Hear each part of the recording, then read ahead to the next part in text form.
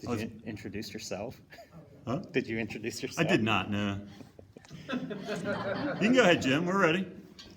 All right. First of all, thank you all for coming out to celebrate AdHouse Books and the man behind AdHouse Books, Chris Pitzer. He has been publishing as... Hey, I'm not crying. You're crying. As the publisher of AdHouse Books, he has been publishing for 20 years, 100 books, countless number of cartoonists, including some of the anthologies that featured tens of cartoonists. He's drawn from talent outside of the comics industry. One of the things that I think distinguishes AdHouse Books from traditional comics publishers is that he did bring in some new voices to the comics medium and to the comic shops and the libraries that feature comics and graphic novels. He has won awards both in comics like Ignatz, Harvey's, and Eisner's, as well as the design world, AIGA, Communication Arts, Domtar Paper. Yeah, that was Telstar.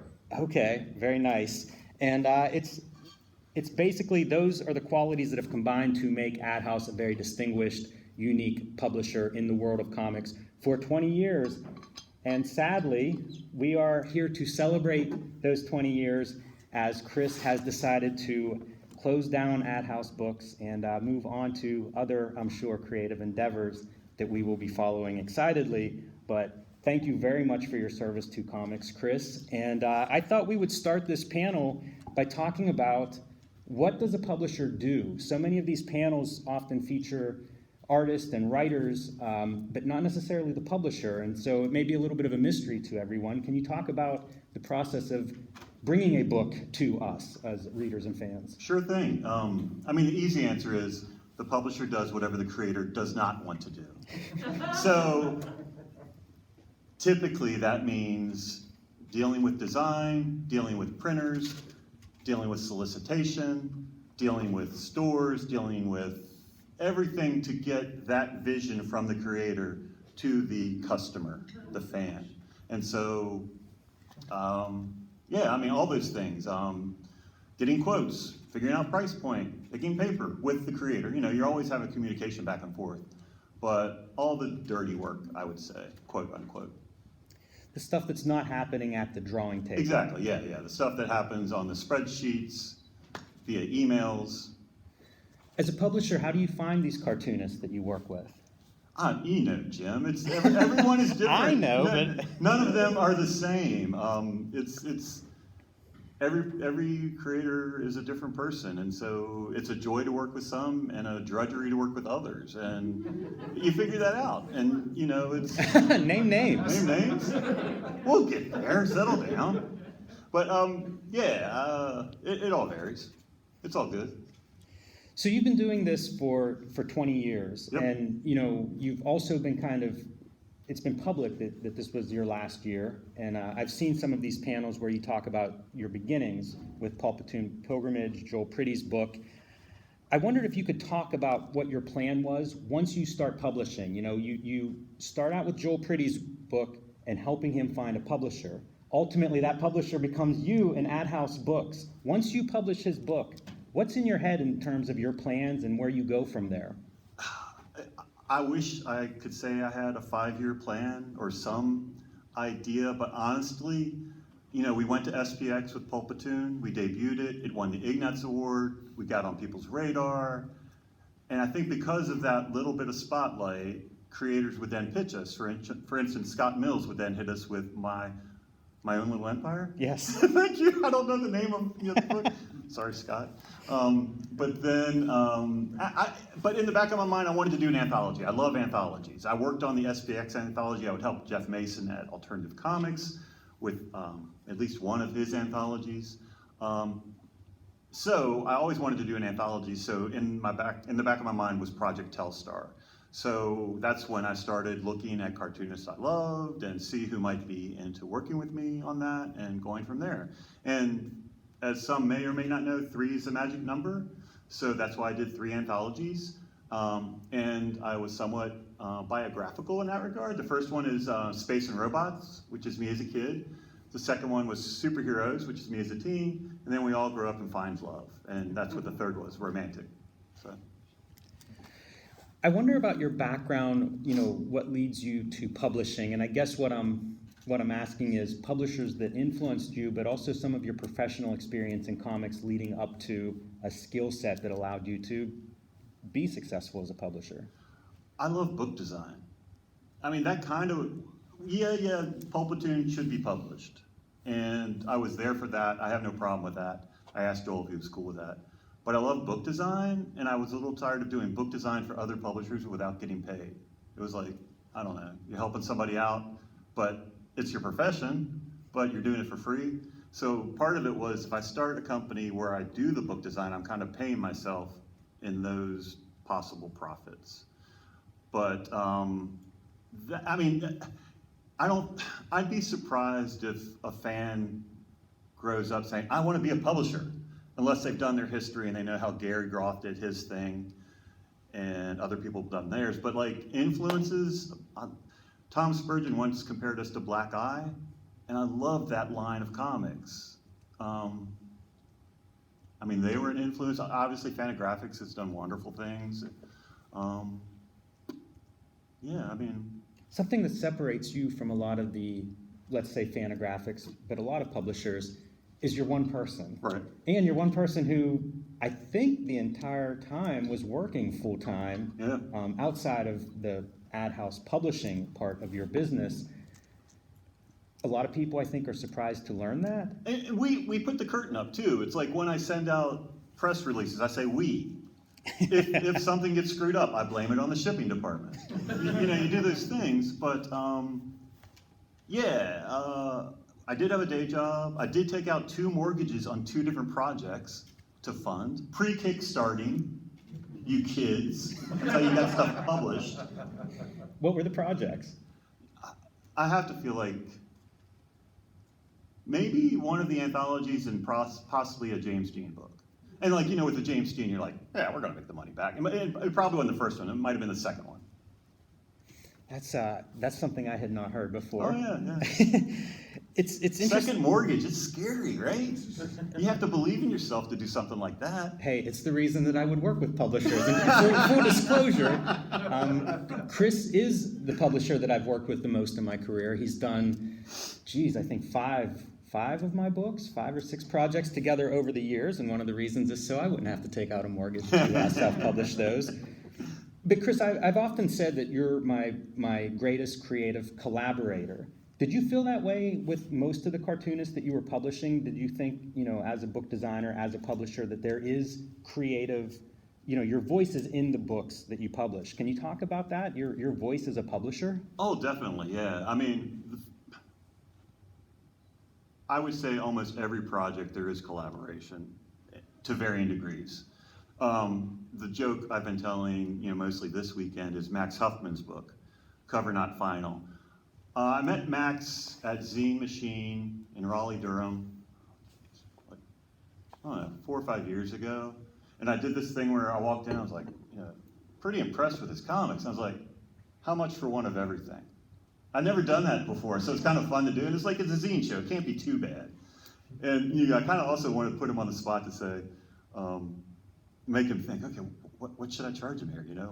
You could see the wheels turning. So 10 minutes later, because I had $40, I was like, yeah, okay, let's do it. But anyway, so Max pitched it. And it's not really a pitch, it's more I just wanted to show this to you, see what you think. And I get it, and the cover says Cover Not Final. And I read it, I laughed out loud 3 times, and I was like, I'll publish it if we call it Cover Not Final. Because I was like, I don't think there's been any book called Cover Not Final. And being in the production, design end, that's like lingo, it's like FPO, things like that. And I was like, let's do it. He's like, yeah, okay, sure, why not? So, that's a weird collaboration, but it's one of my more favorite ones recently. Yeah, and that'll segue nicely into some questions I have about working with cartoonists. But I do want to point out, one of the things that I've come across the last couple of years is this idea of whenever you're in a creative field, trying to show people something they haven't seen before. Yeah. And it's one of the things that, as a publisher with 20 years experience, whenever Cover Not Final shows up, you recognize that. You recognize I have not seen this on a book, and there's value in that. It's something new, it's something different, it's a way to stand out in front of people. And also, it's like a chance to do, like you said, something new. And it's like, have I done this yet? No. And so, can we do it? Like with Sterling Hunley, we had those inserts in there that were not the same size paper. I'm trying to remember, did we ever do rough front? I mean, I don't think, I said we. I don't think AdHouse has ever done rough front, which is the, not the spine, the other edge, and it's all deckled and edgy. Because I don't know, maybe I did, I'm not recalling it, but I would have liked to have done rough front. We did color blocking, which is when you have color on the edges, all around the edges, so we did that with The Oven, Sophie Goldstein's book. It made sense because it's a tale about a world with two suns, so the cover's orange, the sides are orange, everything is orange, you're dealing with two suns. But yeah, I love those opportunities to create something new. And we did digital comics for a bit, and I guess you can do newness with digital comics. I like the published book as an art object, so that was part of it too. That's an outlet of your expression, Right. What you like coming through in the way you approach publishing. If I don't like it, why am I spending this time, this money, this energy to do anything? Do you think that kind of creative freedom is a result of having a day job and not making publishing what you're relying on to pay back that second No, mortgage? it is. I mean, my contract was one page. Because if I could not trust the person I was dealing with, and they couldn't trust me, why are we doing this? I did not want to take advantage of the creator and tie up rights for possible movie options. If I was relying on that money, yeah, I might have to do that. I didn't want to be that publisher. Picture Box is a great publisher. I don't know why I thought of them. I also They am a don't fan tie of up Picture movie Box. rights. I don't know why it popped into my head. But Well, that's interesting. It goes back to this idea of other publishers and how you defined yourself as a publisher, your mission statement, your values as a publisher. Is that something that you would talk to other publishers about? Is that part of your experience in the comics industry, that publishers would converse about these things? definitely, especially in the beginning too, when I had questions, because I was not a publisher, I would talk to Jeff Mason, I would talk to Ted Adams, who I worked with at Eclipse Comics. Yeah, and then, even this weekend, we're still gabbing about things, with Eric Reynolds or Gary Groth. And I mean, it's a clubhouse of sorts. You don't reveal all your cards, but What secrets have you been holding back from me, Chris? I don't know. So I want to get back to the cartoonists, because I know there are a lot of makers that certainly follow publishers in a way because they're trying to figure out, how do I get a publishing deal? Is there anything over the years that you have identified with cartoonists that say, make a cartoonist ready to be published, or make them stand out, or common mistakes that you see with cartoonists? I think, I don't mean to be simple, but you have to believe in yourself. You have to create what you believe in. You have to be able to show that creation to someone to make that decision to publish it. And so by that, I'm saying I don't need to see an outline. I don't need to see character development. And I hate to say it, but I need to see the comic. Because if you don't believe in yourself, why would I believe in you? And as a small press publisher, that's kind of the way I've always approached it. And if you can build that track record of either building an audience online or going to a show, like Max was going to a show and getting his name and work out there, that's like doing your push-ups. So I guess, does that answer the question as to what a cartoonist should be doing to get published by a publisher? I'm not a publisher. I don't know. But I know that I met you by doing what you described. Right. I was doing shows. I knew you for a couple of years from, kind of the show circuit before we started working together. So I guess you were eyeballing my push-ups. I was. So Jim did this baller move where it was his first published work was Project Superior. And if you're not familiar with the book, it was broken into signatures to save money. So black and red, black and blue, full color. And editorially, I had to put each creator into what section I thought they should be in. And Jim was in one of the two color sections. I was new. Yeah, so he was new. He was still doing his a little push-ups. bit lower budget for me. And in the so beginning. he had done the comic, and he was like, before I convert this to two color, because it needs to be full color before I can convert it to two color, can I show it to you? And I was like, sure, go ahead and send it to me. He sends it to me, of course. I'm like, okay, you're going into the full color section now. You've moved up in the world. And I thought it was smart on his part. But was that all BS, by the way? No. It was done in color. It was done in color. I was publishing some of those comics in black and white, and I would build them in color first. Okay. I mean, But, I think you would do that, but I wasn't sure. This is how a publisher steals talent. See, my other publisher was doing it in black and white and not giving me the color. So, Chris, I do want this to be a little bit of a greatest hits and celebration tour for AdHouse Books. And to start that off, I wonder if you think about the legacy of AdHouse Books and what that legacy is. I mean, I feel like I hope there is a legacy. I hope, many years from now, people still remember AdHouse. We, at the time when we started, I felt like we were, bringing design a little bit more into the vocabulary, and people talked about that. But I mean, now there are so many good designers within all aspects of the industry that it's not really the case anymore. I mean, we still do nice books, but I feel the design playing field is more level now. But geez, I mean, yeah, I honestly don't know what the legacy would be. I mean, I wish I had an answer for you, but I mean, boutique, what, publishing juggernaut. That's right. I mean, Joel Pretty helped come up with that, and I always thought it felt right, and yeah. I think that design is certainly a part. Whenever design improves across an industry or an art form like comics, and like we've seen in the last 20 years, I'm not sure you can point to one source. But I think of you certainly as contributing to that rising tide of improved design, along with some others like a Jacob Covey or a Picture Box. I think we're all, existed at the same time frame as you, and all helped build, improvements to the design and the look of comics. What's one of your proudest, or a couple of your proudest accomplishments as publisher of AdHouse Books? Any favorite books? Well, or I mean, experiments? I think when we were at SPX, Paul Pope came up, and it's because it was so much work to get that book done. And with Paul Pope, you're never sure if the book will get done. And so the fact that it was the book that took the longest to get done. We missed our deadlines by years. Okay. But the fact that it came out. And yeah, there were a few mistakes in there, but that book is actually pretty good. It's like, I'll buy them whenever I can find them for cheap, just to bring to a show so a new customer can find it. And I found one, a couple years back. I took it to a show, and I was like flipping through, and I was like, this is a good book. And especially when you read, because it's a cartoonist book, so you want to look at the pictures. But you read his essays, and it's like, they're good. And I hope more people read his essays. So I mean, that was probably the biggest challenge. And we did announce books and other things that never happened.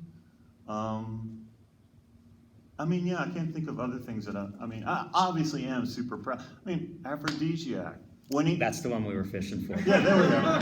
That book won, AIGA, American Institute of Graphic Arts, used to have a competition, the 50 best covers, the 50 best designed books of the year. From anyone who submits. So within that year, anyone who submits a book is considered. And Aphrodisiac, which was designed by Jim Rugg, won Best Book Design that year. I mean, most people don't know what we're talking about. That's a big thing, Jim Rugg. You got a medal. They wouldn't give out, I faked a medal and gave it to him at Baltimore. I feel like we kind of co-designed that book. No, I mean, the only thing we had back and forth on the cover, And, retailers hate us because there's no type on the cover, but I love it. It was mentioned in, they do a book publication for the 50/50, and the no title on the cover was praised in their description of that book design. Do you remember who said that?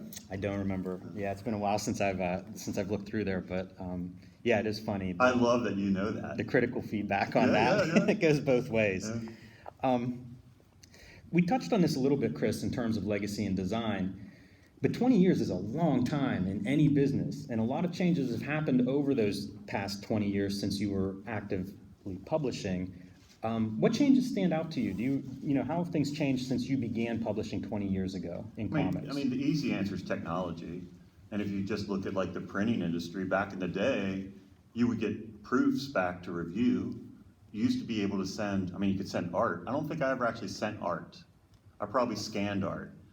But you would send art, and that would be scanned by the printer, or they would take your native files and output using Quark Express or InDesign.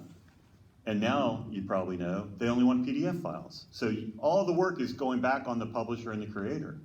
So that's the first thing that pops to mind in regards to how the industry has changed. But then you get into things like Kickstarter. I mean, that's a huge game changer. It was the new direct market. It was, creator to consumer, no middle person. My PowerPoint's over. Oh, well, I guess How are we that doing on time? concludes Oh, we our- still got time, yeah. No. What other technology? I mean, print on demand looks fantastic now. At first it came out and you're like, you could tell it was print on demand. And now it's like, is this print on demand? And you're not sure, so it's gotten a lot better. Have these changes contributed to your decision to fold up shop? Yeah, definitely. I mean, in that quick answer I just gave. It's part of it. It's, many factors into the decision, but I never really did a Kickstarter. And I know you did, and I think you needed to get the job done. But I never did a Kickstarter, and I felt like if I wanted to continue, to publish, I would have to Kickstarter. It's just not my scene. I'm old, and I just felt like, let the kids do it. Not that old. I'm going to ask you about It's future not plans. It's not that old, but I don't know. You go to these shows and you see these, really talented kids putting stuff out, and it's like, you should have the table space. What am I doing here? I hurt at the end of the show. My back aches. Oh, we don't want to hear that. Did you always see this as something that would be not something that you would do forever? Was it always in your mind some kind of like, I'm going to publish for a few years and... I mean, I guess when you think about the future, I might have thought I would have continued to publish in that, what do you do when you retire? And you're like, well, you can still make books. But that said, as I've mentioned, I like my numbers. And when 20 years and 100 books came up, I was like, writing's on the wall, let's close shop. And I've always joked about closing shop. Like, after that sweaty Comic-Con, it's like, why am I doing this? And, I make the joke to Josh Cotter, I'm turning the lights off. Yes. I'll let you know I'm turning the lights off. And, but, what was your question? Well, asking, where I'm leading is I'm curious about if you have plans to continue to be a part of comics and what those plans look like. Definitely. I have a huge personal collection, so I feel like at some point I need to start doing something with that. I mean, we have the AdHouse archive, so I need to decide on that. But there are projects that, the John Fantuzio book, I want to make that happen. And if I'm not publishing it, I'll do anything else to make it happen. I'll scan it, I'll design it, I'll write it if I have to. But I want that to be out there. He was a fantastic artist. Tell us about him. I don't know if everybody... I guess 10 years ago I got into fandom, which is a little hard to get into because not that many fanzines were created. So you either find them or you don't.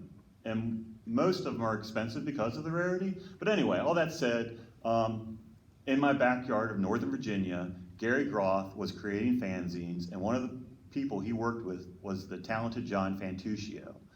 And if you open up, he was a hot commodity in the day. People wanted him in their fanzines. And he has a very distinct style, a beautiful signature. And he lived in he lived across the town from Gary. So I was telling Gary, he did a photo essay on John and his wife and went to their house and took pictures. And I was like, I love that. And so John worked for the CIA as a day job. He would teach art lessons, to art students at night in his home. And he had this whole, profession of this beautiful fantasy art. And, true, fanzine people obviously know him, but I want regular comic fans to know him as well. I feel like CIA agent has to be worked into that title. I was lucky enough to, his nephew helped with the estate. And I mentioned my interest in John, and he said, well, next time I visit, you can come up and see a studio. I was like, okay. And so I get a text. I'm heading there this weekend. Coming. I'm heading up. And, one of the goals was to possibly get a painting, and I got 2, and I love them. But when I got to the studio, it was amazing. It was like Raiders of the Lost Ark, piles of stuff. And you had these little, walkways to go through. And everywhere were tape cassettes.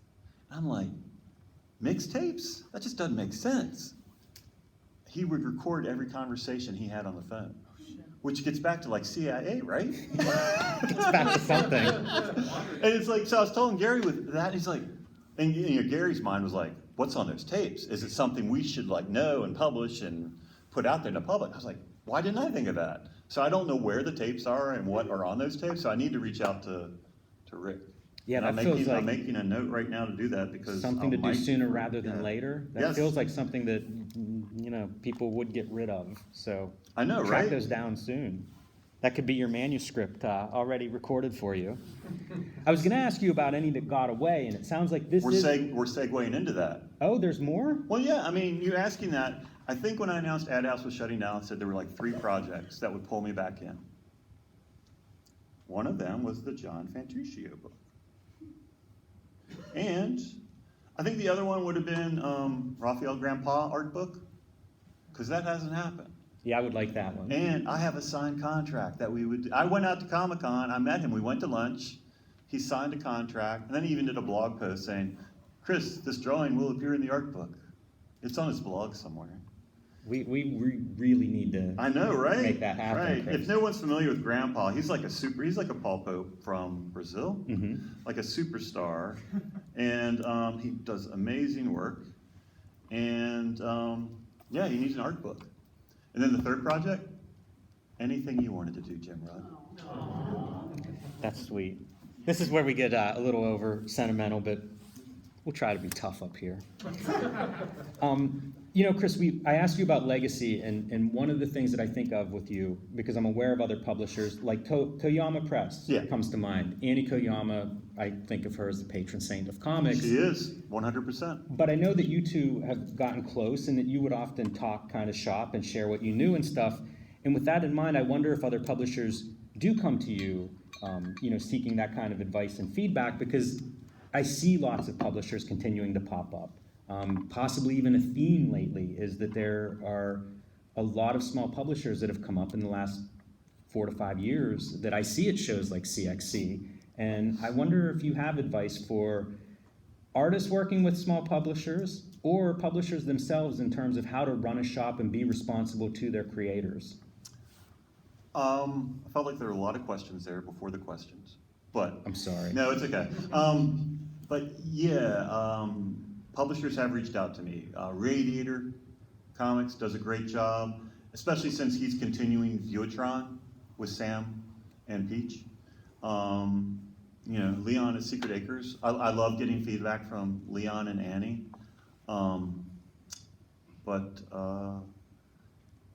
guess, if you are a creator and you're working with a publisher, it's common sense stuff. If they don't get back to you in a timely fashion, if there's not a reason, you have to question them then. It's like if they're not answering emails quickly, how are they handling business in a timely fashion? And then in regards to like small publishers, I don't know what the answer is there. Silver Sprocket, I think, is doing amazing work right now, and I just don't know how they're making it work. It's like their books look fantastic, and like half of them are priced way below what I think they should be priced at. Is that too much information? No, that's great. I was going to say we need to be asking them. Right, I know. And Avi and I, we have a great. It's like I helped him distribute a few of his books through Diamond because that was always a hurdle for small press was how do you get into the main distributor? And so it's called sub-distribution, where I act for them, they go through AdHouse, but it is confusing because then like direct market think, oh, AdHouse publishes. No, we did not publish it, we just helped to get in there. And Fantagraphics used to do the same thing. They might still do that same thing. But yeah, no, you're right, we should be asking Avi. But Silver Sprocket is here. If you haven't checked their stuff out, swing by and check it out. Check out Jim's stuff. Check out my stuff. So I had made notes on some of my favorite AdHouse publications, and I was wondering if you have Driven by Lemons at your table. We do. It's out of print. I'm sorry, I am a dealer, I guess, as well as a publisher, so as stuff goes out of print, it will get a little bit more expensive. But I try and keep it in mind. I always felt like I tried to be socialistic. I wanted comics for the masses. I wanted students to be able to afford a book if they wanted to. So I always tried to price stuff a little bit lower. But we do have Driven by Lemons. And Driven by Lemons is, my favorite story about that is if a customer comes up, they don't know Josh, the creator. Josh Cotter. They don't know AdHouse, the publisher. But they pick this book up, which is a facsimile of his Moleskine sketchbook. And they look at it, and they buy it. They don't know anything about it. So they're reacting to the book, which is the dream come true, right? Yes, totally. And I think it summarizes a lot of what I admire about AdHouse books. To be to recreate his sketchbook, essentially, so it feels like you are holding his sketchbook when you're holding this book.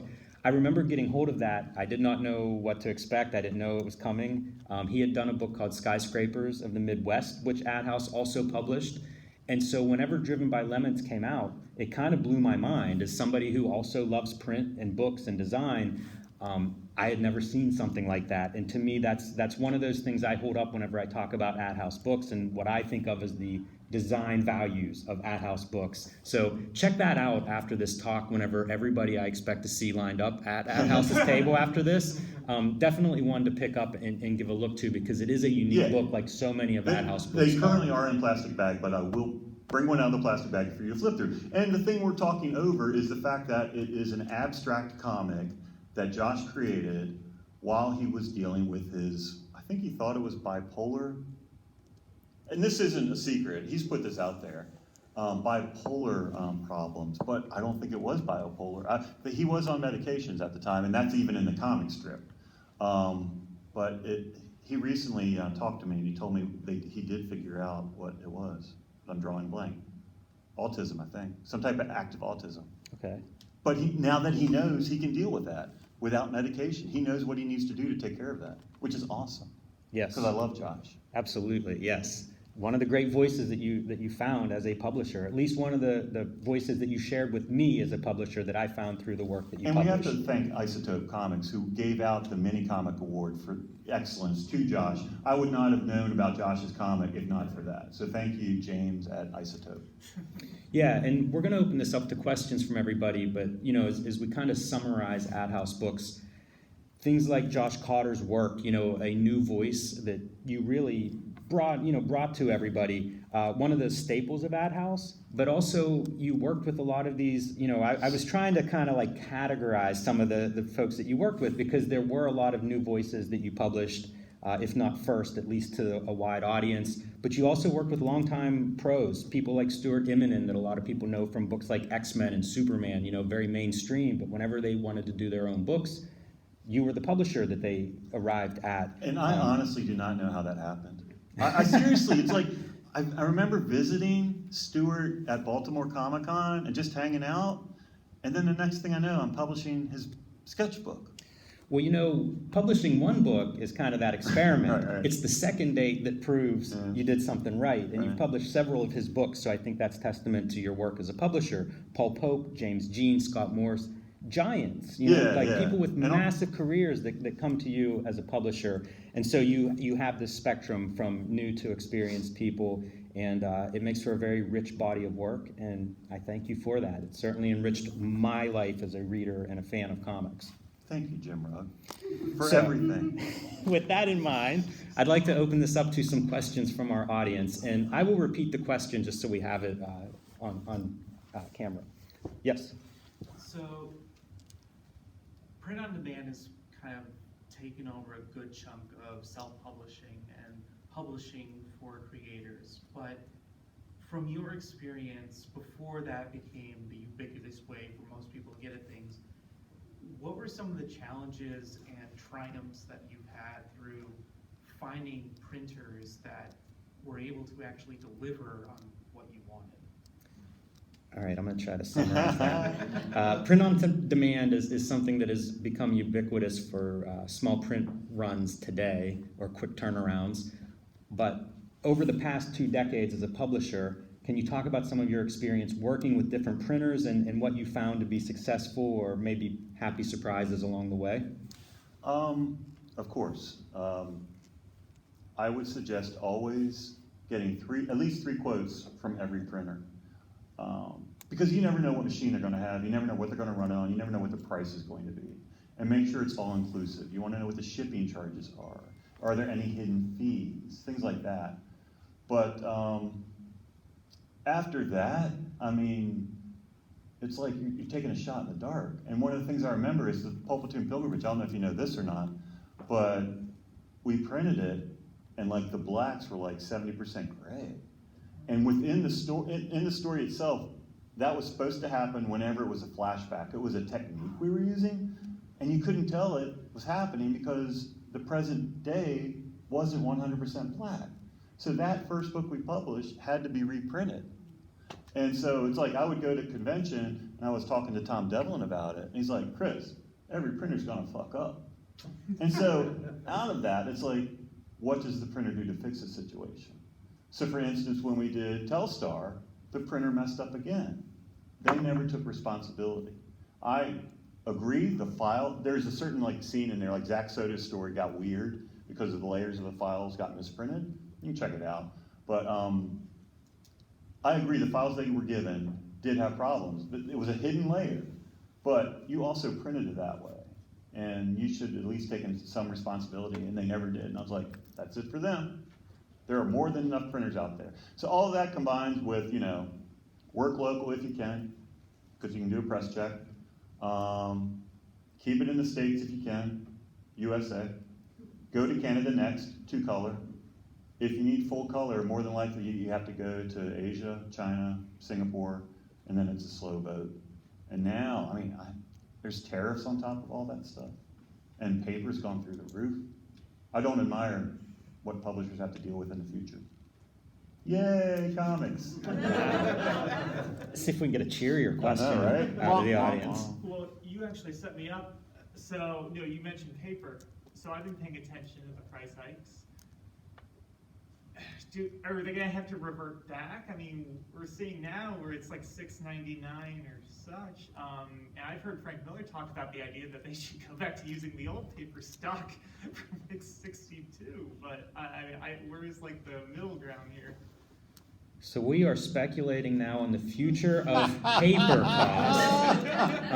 Paper prices have spiked a lot over the last couple of years, and the question is, what do you see happening in the future in terms of cost of paper and production for books? It's going to get higher, right? It's inflation. Nothing's going to get cheaper. I wish it would, but I guess they could try newsprint, but newsprint is more expensive than regular 50-pound offset or whatever offset the printer has that they can pull off the shelf right then and there. If you want newsprint, that's a special order that they got to bring in. Higher cost. You would think it would be cheaper because it's poorer quality, right. But that's not the case, at least from what I found. Also with newsprint, you are probably going to need to run it through a web press instead of a traditional offset press, which most books are printed on today, which doesn't necessarily add to the cost, but does change the process a little bit. And what printer could do it? There's one in Wisconsin. We can talk off mic. Question, yes. Curious just how your thinking has evolved over the time in terms of just pricing. Like, it's one of those things where, deciding what to price something, you can kind of probably in hindsight think that was too high, that was too low. How did you kind of figure that out? Question is, how did you figure out how to price things, books? Yeah, early on, I think I asked, one of my mentors how they did it. And you get the quote, you figure out, what your print run will be, quantity, and see what the printer's going to charge you, and then what your cost per unit is. And based on that cost per unit, hopefully you think to add in shipping and all these other things. So what's your cost per book going to be? And you take that, you double it again. That should be retail. That's what I heard. And so then I would take whatever that retail is, go to my shelf, try and find a like book. If it's a hardcover, find a hardcover. It's 124 pages, and see what that's priced at. And then it's like, does it make sense? Is it $17.95? That's the wasteland. You don't want to be between 15 and 20. You either bump it to $14.95 or take it to $19.95. But all that said, I found out other publishers would take cost per book, double it, double it, double it. And so I was underpricing all along, but it made sense per my goals of being a publisher, trying to be affordable. All right, any other questions? Did you have any insight into that? Have you heard stories like that? No, but your double, like there is a formula just based on the layers that go between Right. you producing the Because- book and you getting it Right, into because a you have retailer. yeah, and that's what young people, I mean, I don't want to say every young person, but a lot of young people don't understand. The retailer needs to make money. And when you become like a real publisher that's dealing with a distributor, they need to make money. That's why all that doubling comes into play. It was because you have middlemen in between you and the consumer.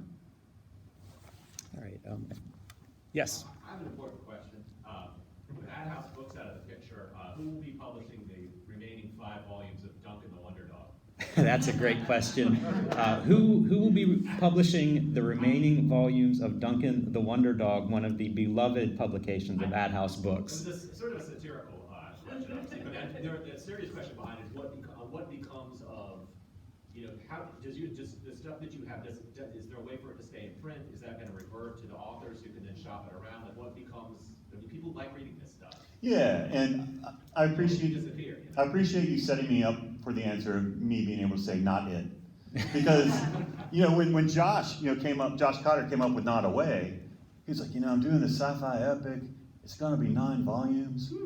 I'm thinking about asking Fantagraphics. Is that okay? I was like, hell yeah, please ask Fantagraphics. Because I had Duncan on the docket, right? Yeah. And like in your mind, I'm thinking, is volume 2 ever going to come out? But yeah, we only contract for the printing rights, pretty much. We really don't own anything. AdHouse does not own anything except designs that we did. So I hope Duncan happens, but based on what Adam has been doing now, which is, if you're not familiar with Duncan Wonder Dog, it's a 400-page book, 9 volumes. The dog doesn't appear until the last 3 pages. But it's an amazing world. And he's real quick, he sent me the PDF. And when it showed up, it was like 11 by 17. And it's a 400-page book, 11 by 17. And I'm like, what are you thinking? And he's like, oh, no, that's wrong. It'll be like 8.5 by 11. I was like, okay. So I read it, and I was like, this guy is smarter than me. He's a genius. This is amazing. This has to come out. And when we solicited that book, I said, this is the only time I am telling you, buy this book. And people still didn't listen to me.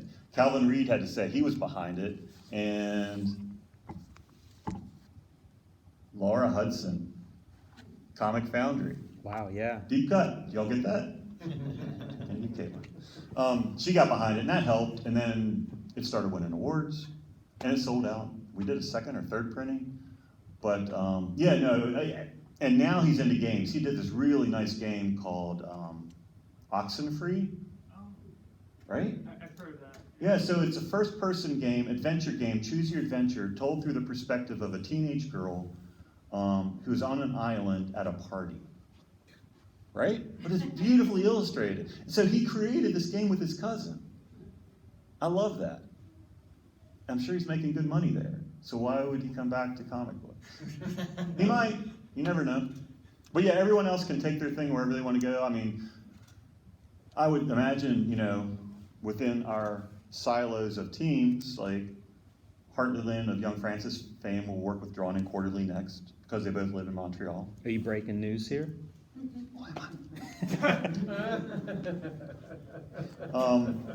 And I would have to imagine Josh will do either Skyscrapers with Fantagraphics or self-publish that. To bring it back in print.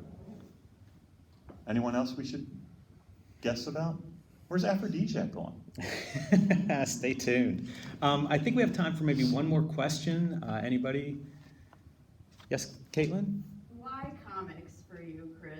Since this is sort of a farewell panel, I would love for you to just talk about what it is about this medium and community that, means so much to you. The question is, She's why gonna- comics? She's gonna make me cry, right? Yes. Please Let's see support it.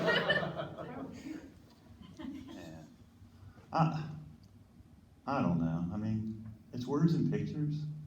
It's beauty. It's an art form that can take you anywhere. It's meeting people. It's becoming best friends with people. Yeah, I mean, it's comics. All right. Thank you so much, Chris Pitzer and AdHouse Books, for today and for the past 20 years. Thank you all for Thank coming. you, everyone else. I love you. And go check out his table while you can still find these treasures.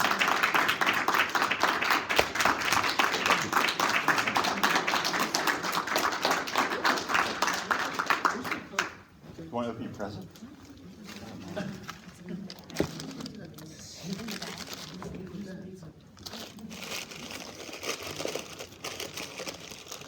I emailed that. I was like, does he have a mug?